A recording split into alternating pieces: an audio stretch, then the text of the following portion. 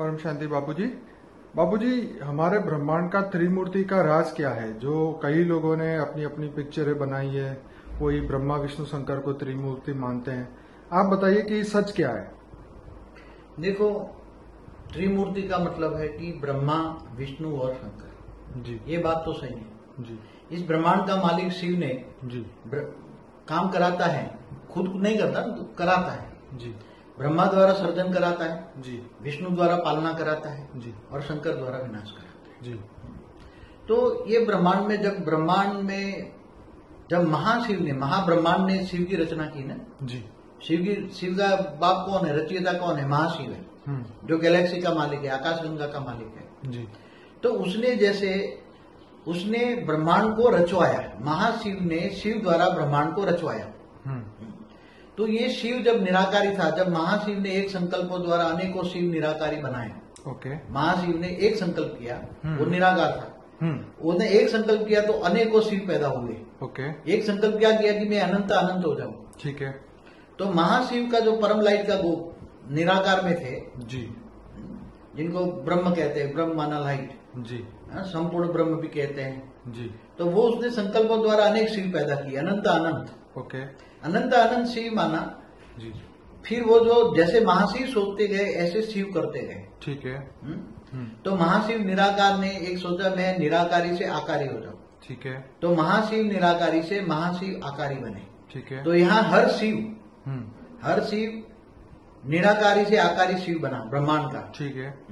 अब ब्रह्मांड का सर्जन हुआ। कैसे हुआ? पूरी गैलेक्सी में माना आकाश गंगा में जी। महाशिव ने अनंत कोटि ब्रह्मांड कैसे बनाए उसका राज बताता हूँ। जी। उसमें बाद में त्रिमूर्ति आ जाएगा। जी। जी। जी। लेकिन त्रिमूर्ति की भी रचना कैसे हुई ये भी बताता हूँ आपको। जी। तो जैसे निराकारी से आकारी महाशिव बना, जी। तो हर शिव ने निराकारी से आकारी बना, हर ब्रह्मांड सर्जन होने लगा। जी। फिर महाशिव ने अपने अंदर से महाशक्ति को बाहर निकाला। जी। महाशक्ति का सर्जन हुआ। जी। तो ऐसी तरह शिव ने अपने अंदर से शक्तियों को सर्जन किया। जी। ऐसी तरह महाशिव और महाशक्ति ने अर्धनारेश्वर होकर जी विष्णु की रचना की, महाविष्णु की रचना की। जी। तो यहाँ ब्रह्मांड में भी शिव शक्ति ने अर्धनारेश्वर होकर जी विष्णु की रचना की। जी। और फिर वहां महाविष्णु ने महालक्ष्मी की रचना की। ठीक है। तो यहाँ ब्रह्मांड में विष्णु ने अपने अंदर से लक्ष्मी की रचना की, अपने अंदर से। ओके। और ऐसी तरह लक्ष्मी नारायण का कंबाइंड रूप कहते हैं। लक्ष्मी और नारायण का तो सर्जन हो गया, मगर जैसे शिव और शक्ति अर्धनारेश्वरों का सर्जन करते हैं जी। अकेला शिव भी सर्जन नहीं कर सकता जी, क्योंकि जो ज्ञानी है वो जानते हैं कि शक्ति के बिना शिव भी अधूरा है जी।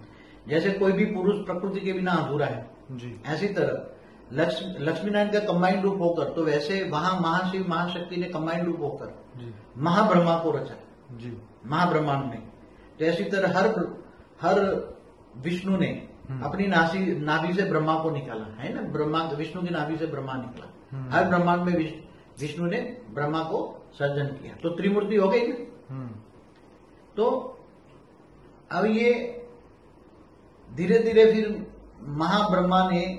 ब्रह्मा ने संकल्प किया। तो वहां महाब्रह्मा के अनेकों रूप निकल के जी महाइंद्र जैसे अनेकों रूप एक संकल्पों से पैदा किया। ओके। तो यहाँ भी अपने शास्त्रों में अनेक बात है। जब आज से हमारा ब्रह्मांड बने हुए पहले 50 साल हुआ जी। ये हमारा ब्रह्मांड तो कई बार बना है, बिगड़ा है हमारा जी। और महाशिव का तो बहुत समय होता है जी। जैसे ब्रह्मा का 100 साल होता है, तो महाशिव की एक पल होता है जी। इसलिए शास्त्रों में लिखा है प्रतिपल अनंत अनंत ब्रह्मांड बनते हैं, बिगड़ते हैं जी। अब त्रिमूर्ति की रचना की तो ब्रह्मांड में पहले जब ब्रह्मा द्वारा सर्जन हुआ जी, तो ब्रह्मा ने एक संकल्प से अपने जैसे अनेकों रूप बनाए जी, अनेकों रूप निकाले। तो वो ये रूप जो निकले वो परम पुरुष थे। किसको क्या कहेंगे? परम पुरुष। उसकी शरीर जो बना था परम तत्वों का था जी, और परम तत्वों वाले को परम पुरुष कहेंगे। कोई लोग उसको फरिश्ता भी कह सकते हैं जी।